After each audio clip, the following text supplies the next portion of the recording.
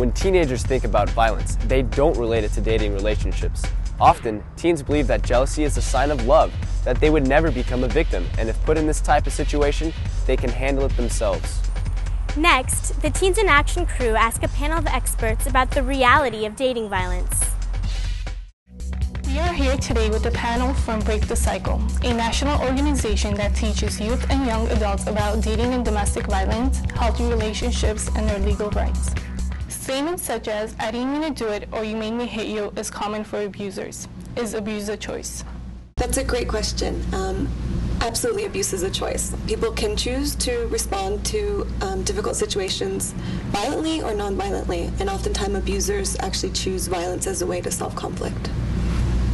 Yes, I agree that abuse is a choice, but oftentimes abusers do not take responsibility for that choice. Instead, they do blame the victim, saying, you know, how did you expect me to react when I saw you doing this? Or, you know how I get when I see you talking to other boys. So definitely it's a choice, and that's why it's important for victims to become educated about the cycle of violence so that they can recognize that it's not their fault. It definitely is a choice, but sometimes a person was raised in an abusive environment as a child, but that's no excuse for growing up to become an abuser yourself. You have to choose to break the cycle, and you have to choose to empower yourself and to make healthy decisions.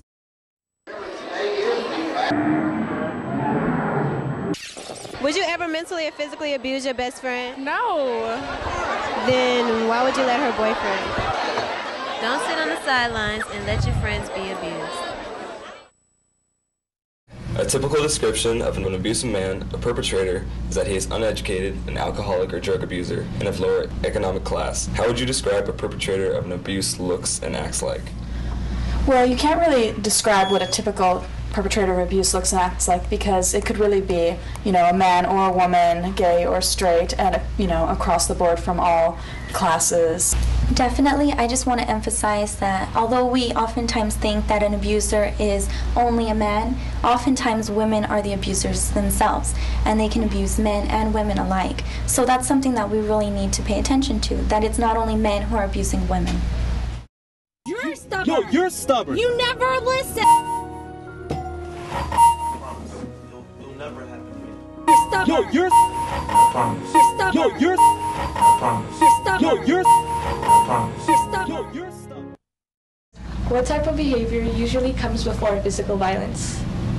Oftentimes, abuse can be emotional before it becomes physical, and some of the important warning signs to look out for are possessiveness, jealousy, controlling behavior. Sometimes an abuser will try to isolate his or her victim from their family and friends. Why do women hide the fact that they have been assaulted?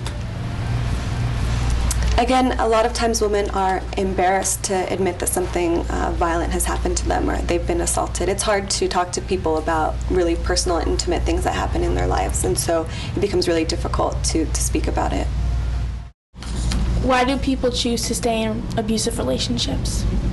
There are a lot of reasons why victims have a hard time leaving abusive relationships. One reason that's important is that, of course, they may have feelings for their abuser, and it can be very confusing for someone that you think you love to be abusing you.